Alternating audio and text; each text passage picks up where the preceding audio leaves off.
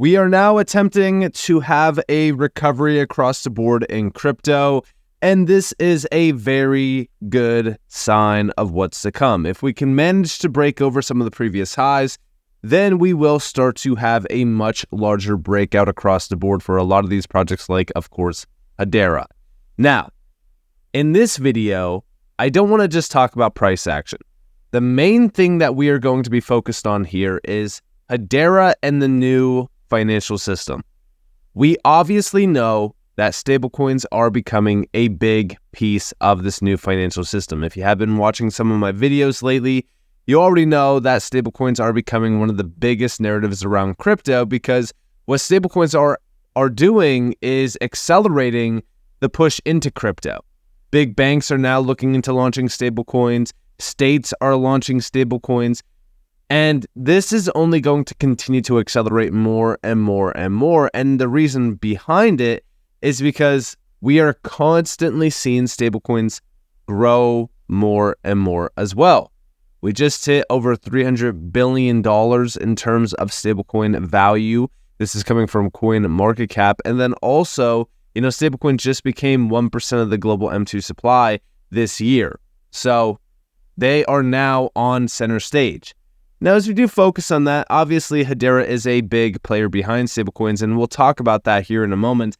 But I do want to start off with CBOS because, CBOS just kicked off officially, and this is a very exciting event. I do think that we're going to see a lot of content coming out from this event in tomorrow's video, because I will probably be making a video on CBOS this week, because I'm hoping to see, a few key updates. We've been seeing some from Hedera, but, I really want to go over everything that happened at this event, because this is one of, it's not crypto's biggest event. It's more so TradFi's biggest financial event of the year. But, crypto is now involved in it, because guess what? Crypto is also now becoming a big part of the TradFi system and, just TradFi in general. So, obviously, definitely stay tuned for some of those updates. But if you guys do want to get, some of these updates, definitely go check out Hedera over on X, because they have been posting a lot about this event. I do think that this is an event that almost every crypto holder should be focused on, because this does include the biggest names around TradFi and even around crypto as well. So with that in mind, let's dive on into some stablecoin discussions. Right off the rip, USDC issued on Hedera. We have been tracking this for quite some time. In the past week, it's up about 44%. This is equivalent to 35 million USDC. It is down 12.34% in the past month. This is equivalent to 16.2 million USDC.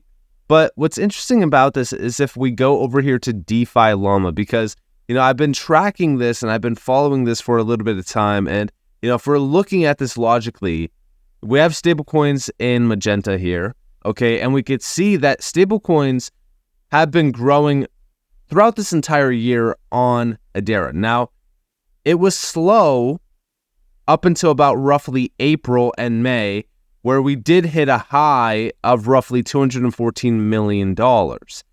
Then we sold off, right? And then it increased again to $224 million. We are currently sitting at about 115.27 million. But the big thing about this is that stablecoins are going to fluctuate quite a bit on these networks. But one thing that's extremely important to focus on whenever it comes to stablecoins is they need to have some sort of use case to them.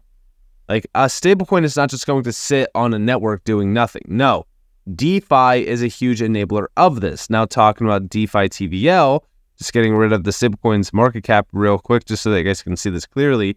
TVL on Hedera has been, just kind of hanging around like the 100 to like $150 million mark. I would love for us to get back to some of these highs. This is like around 214 million or so.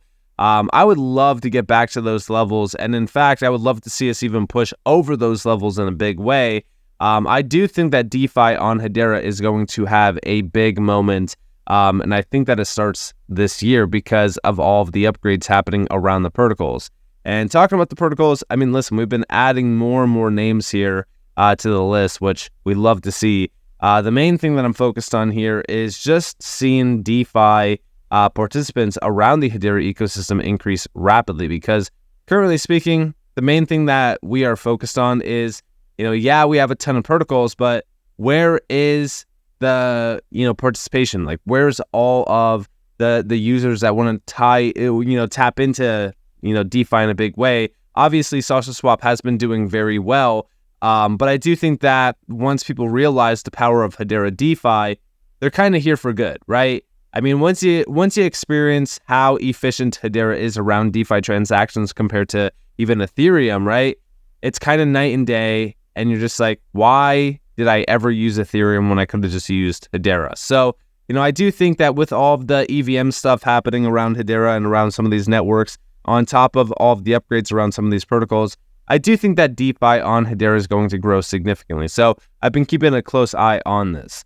Now, talking about stablecoins on Hedera, we do know that there is 3 stablecoins currently, which is USDC, the AUDD, which is the AUDC, Australian Digital Dollar, and then also Straits X Singapore Dollar.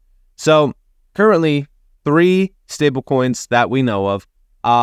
There's currently a big push on 2 additional stablecoins that are not on this list.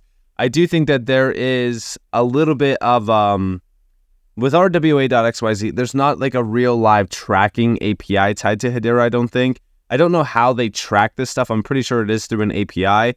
But, we haven't had a lot of things added that are on Hedera that we know of yet. So I wouldn't take this list as a 100% certainty of what's on Hedera. These 3 are definitely on Hedera, but there's a lot more that are not being tracked when it comes to Hedera. But talking about that, like stablecoins themselves, the reason why we focus on stablecoins is because stablecoins are outpacing almost everything. Traditional credit card systems, even the biggest players like Visa and MasterCard are now getting, blown out of the water by just, stablecoin issuers.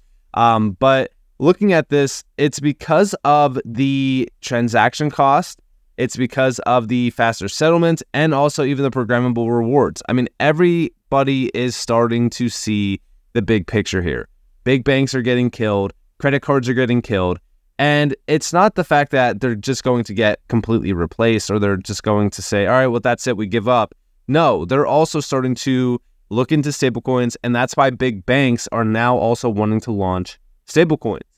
And it's also the fact that we are starting to see major shifts around the stablecoin market. This is from September 23rd. Total stablecoin supply has surged to an all-time high of 283.2 billion, while the number of monthly senders has climbed to 25.2 million, another peak. With more users and capital flowing into stablecoins than ever before, the question of whether they will be a key catalyst for the next wave of financial innovation was answered long ago. And yeah, stablecoins are an enabler of mass adoption of crypto. I truly do believe that. Users around stablecoins are just growing. Stablecoin value is just growing as well. And the underlying networks that these stablecoins are issued out on or being utilized on, they're going to be the main players to focus on. Now, I understand that Hedera is a little bit late to the party by just looking at the value on Hedera with stablecoins. But I want you guys to understand that Hedera has been preparing for this moment for a very, very long time. For an example, over here, we have the first major update from Hedera regarding stablecoins, especially in cross-border payments. Now, you might say, all right, well, when was this announced? Because again, Hedera has been late to the party, right? No, this is 3 years old. That's right. This got announced back in December of 2021. It's coming up on 4 years that Hedera has been locked in on stablecoins. And here we have a video clip of Lehman Baird talking about this cross-border payment initiative with Shinhan Bank as well as Standard Bank. Because again, this is between 2 major banks. We have them here, Standard Bank and Shinhan Bank. And we got to listen closely to this because, again, what we are hearing from Lehman Baird is exactly what's happening right now around stablecoins, where we have these big players wanting to tap into this market, and they realize the power of this technology, and they know that if they don't start utilizing it, they're going to fall behind greatly. Now, this is from Tony Edward, Thinking Crypto 1. It got posted by All in Crypto. Check it out, guys. Orders and whatever it may be, is that also a use case you're targeting? Absolutely. So I'm very excited about cross-border payments, which are being done by people like Shinhan Bank, oldest bank in South Korea. And they have done now they did a POC and now they've done a second POC that's evolving into a real thing for being able to use stable coins. And you can have a stable coin denominated in the South Korean won, and you could have one in South African rand, and then you can transfer them in seconds and you have finality. It isn't like sending a wire where it takes days and it costs you $30. By the way, if you're going from South Korea to South Africa, a wire might actually cost you $30 in US dollars. And it blows my mind. But what they're setting up is a system that can be fast and secure and can be auditable and can be in moments, and it can reach the unbanked in developing countries.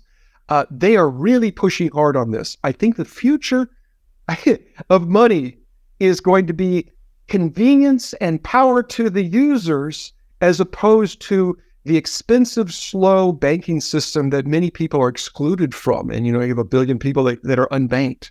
I think that Hedera is moving towards that. And Shinhan is really leading the charge on that. Yeah, there was also news, and I saw it circulating a couple of weeks ago, Drop, a micropayments platform, which is built on Hedera. It was showcased by the FedNow folks on their website, which great endorsement. What do you think about that? Yeah, this is the future. Mm-hmm. So part of the problem with the whole ecosystem of payments with banks is that everything is slow and hard to do and expensive, and there's all sorts of problems. FedNow is a step towards improving that. And so the Federal Reserve has created the FedNow program to make it easier to move things. But of course, you have to have software that lets you do it, right? Just creating a protocol doesn't help if nobody can actually access it. And so what they have done is that they announced that Drop, there's a program, DROPP. Drop is a wallet that allows you to manage cryptocurrencies. But yeah, I mean, listen, when we think about what's happening here, cross-border payments are extremely inefficient to make in today's society. The biggest problem with cross-border payments is that they are plagued with inefficiencies, and that's where new technologies like stablecoins are starting to show a ton of potential. And that's also why stablecoins have been growing so significantly this year, but also over time. I mean, it really started back in 2020 into 2021. Today, I mean, it's insane how big stablecoins have become, and they're only going to get bigger. And when it comes to Hedera, it might not seem like Hedera is a leader here, but they 100% are.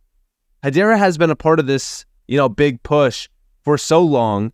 And then also just recently on September 4th, we got Hedera selected for Wyoming's Frontier stablecoin. We talked about this, right? FRNT Front. This is a huge one because this is a U.S. state-issued stablecoin that Hedera was selected for. On top of that, we also go back to September of this year where Filipino banks plan to launch multi-issuer stablecoin PHPX on Hedera.